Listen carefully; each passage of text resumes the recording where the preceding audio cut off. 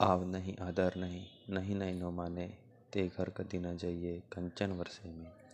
આ પંક્તિઓમાં કવિ કહે છે કે જેમો આપણને આવકાર આપે નહીં, આદર આપે નહીં અને જેમની આંખોમાં આપણા માટે પ્રેમ ન હોય, તેમના ઘેર સોનાનો વરસાદ વરસતો હોય તો પણ આપણે ના જવું જોઈએ.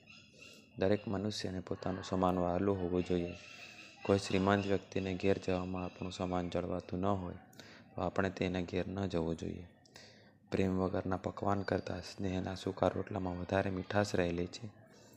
ભગવાન શ્રી કૃષ્ણએ દુર્યોધનના મહેલના મેવા મીઠાઈ આરોગવાનું ટાળીને વિદુરના ઘેરે જઈને ત્યાં ભાજી ખાવાનું પસંદ કર્યું હતું. આપણું સમાન સાચવવા માટે આપણે જે કંઈ નુકસાન વેઠવું પડે તે વેઠવું જોઈએ, પણ સમાનના ભોગે મળનારા મોટામાં મોટા માણસના આતિથ્યને સ્વીકારવું જોઈએ નહીં. આપણું સમાન જાળવીએ તેમજ અન્યોના સમાન પ્રત્યે સભાન રહીએ.